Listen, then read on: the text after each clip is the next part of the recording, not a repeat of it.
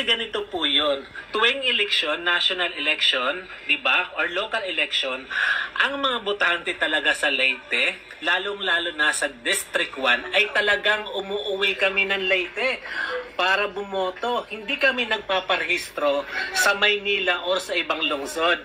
Bakit? Bultuhan po kasi ang pamimili ng boto sa probinsya namin sa Leyte.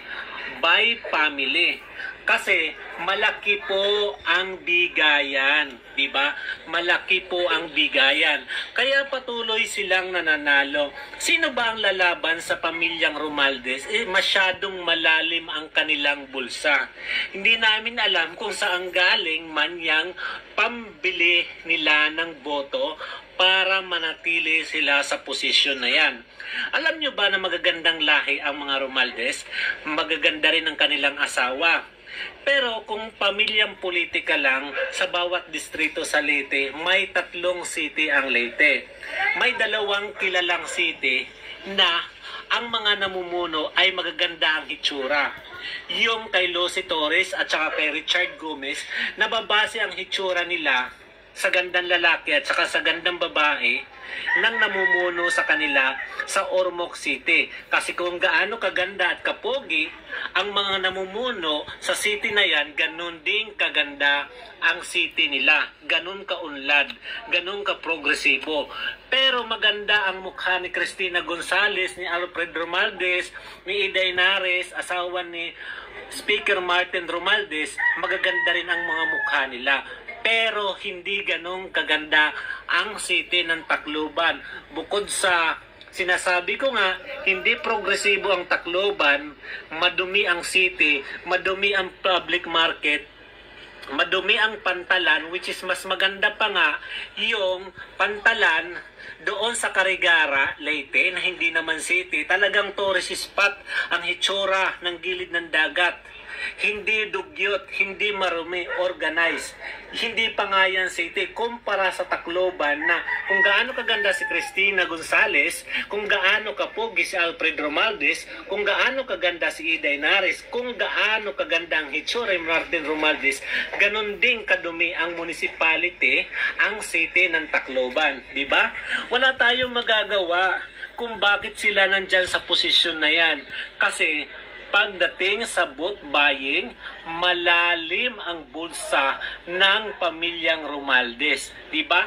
Sa tagal ng pamilya na yan, mula doon sa kanilang mga magulang, mula kay Kukoy, mula kay Biho, hanggang sa dekadang ito, walang iginaganda ang Tacloban. Ayan, na-devastated na nga ng Yolanda na sana ay ang pag-angat nito tuloy-tuloy ang progresibo dahil magkakaroon ng mas maraming oportunidad yung mga tao, tumatawid pa ng Cebu ang mga waray para magtrabaho doon, mag-call center doon. Kumusta ang Leyte? Ano ang progressive ng Leyte?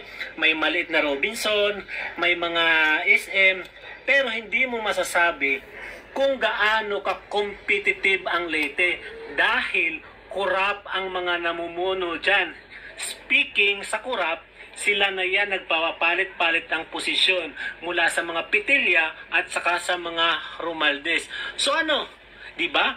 Nandiyan ka sa national position, kinukulimbat mo yung pera ng taong bayan kung saan-saan mo dinadala, pero wala ka naman talagang napatunayan doon sa sarili mong municipality, doon sa sarili mong bayan sa District 1, di ba? Speaker Martin Romualdez. So, grabe ang ganda ng pagka-imprenta ng sako na Ferdinand Martin G. Romualdez. House of Representative, di ba? From the Speaker, di ba? Kung iisipin mo, di ba? Naglaan ng oras para magpa-imprenta ng mga ganyang trapong basurang sako. Kung iisipin natin, di ba? Tapos, yung tubig, mayroon pang nakalagay na sticker, pinaglaanan ng oras, di ba? Sayang talaga. Imbis na mag-ayuda agad-agaran sa Mindanao, naglaan ng oras para ipakita na galing sa House of Representative, di ba?